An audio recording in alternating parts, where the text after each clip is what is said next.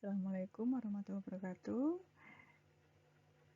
Materi berikutnya kita akan mempelajari tentang strategi segmenting, targeting, dan positioning dalam jasa yang kita kenal sebagai STP.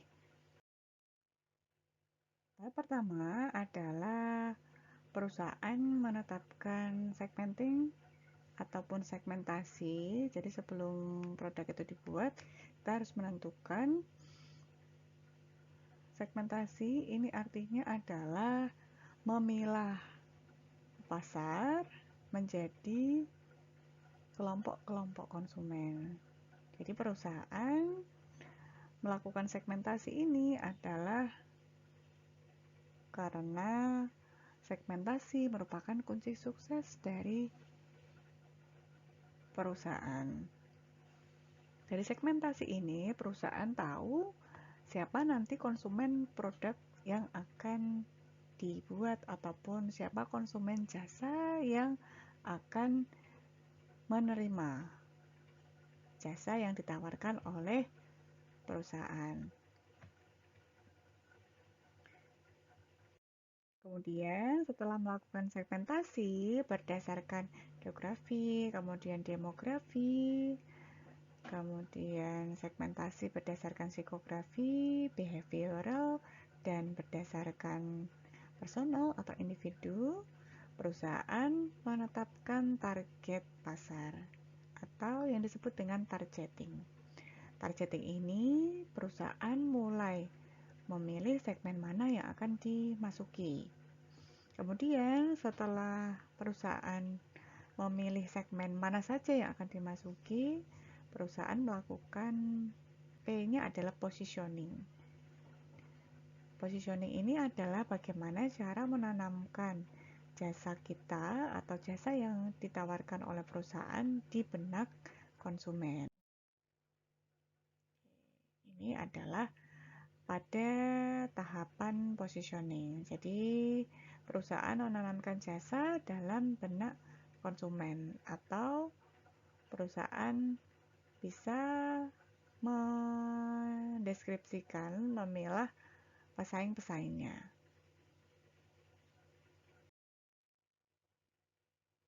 Kemudian, strategi segmentasi pada perusahaan jasa yang pertama adalah mendefinisikan pasar yang ingin dimasuki. Jadi, pasar yang akan dimasuki ini yang seperti apa? Kemudian, mengidentifikasi alternatif untuk segmentasi.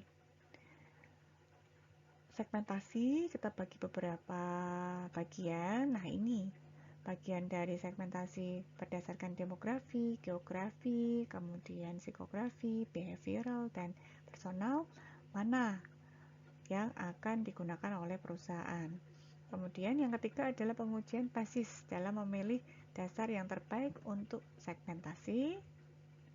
Dan selanjutnya adalah identifikasi. Kemudian ini adalah beberapa dasar dari segmentasi. Yang pertama adalah segmentasi demografis.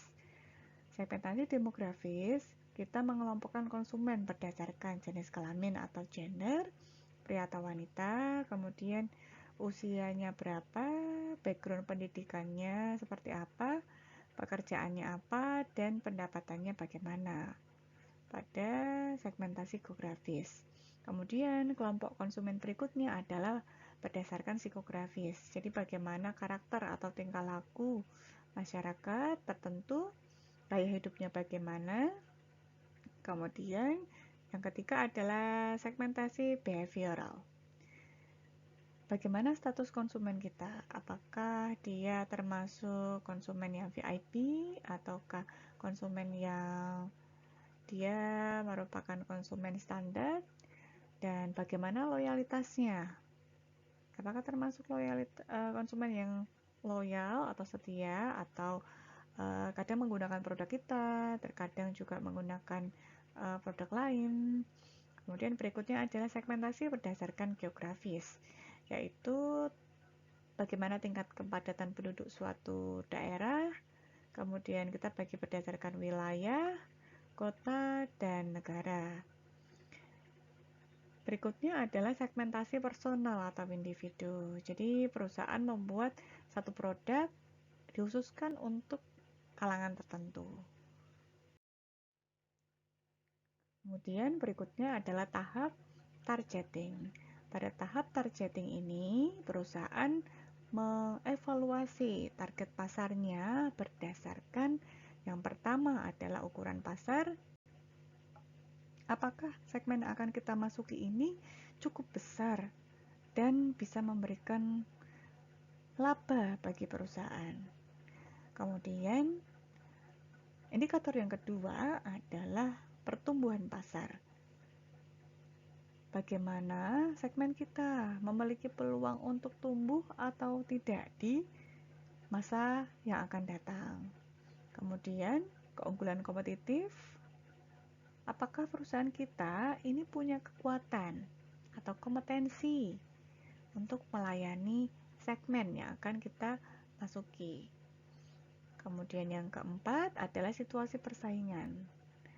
Seberapa besar kita jika masuk dalam segmen tersebut dibandingkan dengan kompetitor-kompetitor yang sudah ada. Beberapa karakteristik dari segmen yang akan kita bidik ataupun ciri-ciri dari segmentasi. Yang pertama adalah dapat diukur. Dari ukuran, daya beli, dan profil segmen ini dapat diukur. Kemudian dapat dijangkau. Segmen pasar ini dapat dijangkau dan dilayani secara efektif. Kemudian dari ukurannya adalah cukup besar, segmen pasar ini untuk memberi laba apabila kita masuk atau produk kita ini ditawarkan. Kemudian dapat dilaksanakan. Artinya program yang kita lakukan ini dapat menarik dan melayani konsumen pada segmen yang kita masuki. Berikutnya adalah yang ketiga, positioning. Positioning artinya adalah bagaimana perusahaan menanamkan jasa di benak konsumen kita.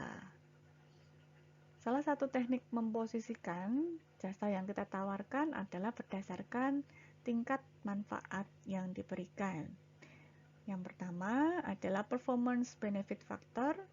Jadi jasa yang ditawarkan sesuai dengan harapan konsumen. Jadi konsumen ini puas, sesuai. Kemudian yang kedua adalah convenience benefit factor. Konsumen nyaman dalam proses pembelian dan penggunaan. Kemudian yang ketiga adalah price benefit factor.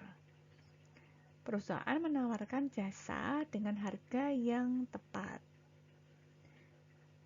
Yang keempat adalah psikologi benefit factor.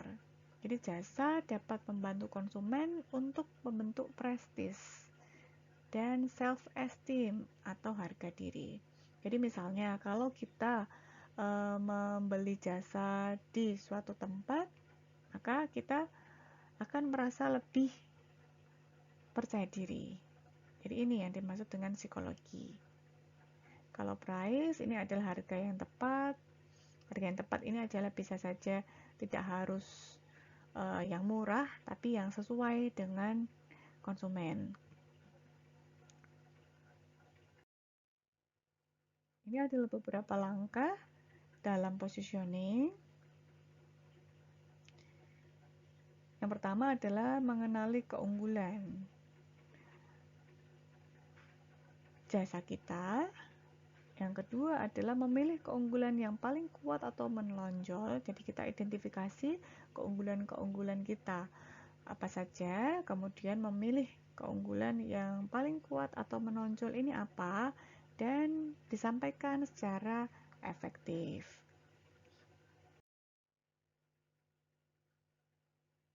STP kaitannya dengan marketing mix ini apa, atau bauran pemasaran. Jadi untuk membuat marketing mix dalam produk, ini kan ada 4P, kemudian untuk jasa adalah 7P. Kita harus mengetahui konsumen kita ini siapa. Basicnya kita harus tahu dulu. Karena untuk membuat produk, kita harus tahu kita akan membuat produk kita ini seperti apa. Setelah kita mengetahui konsumen kita siapa, kemudian bagaimana caranya kita menyampaikan produk kita ke konsumen. Jadi contohnya adalah kita ingin memilih iklan yang tepat melalui promosi, kita harus tahu siapa konsumen kita atau target pasar kita. Oke, itulah materi yang dapat saya sampaikan. Semoga bermanfaat. Terima kasih. Wassalamualaikum warahmatullahi wabarakatuh.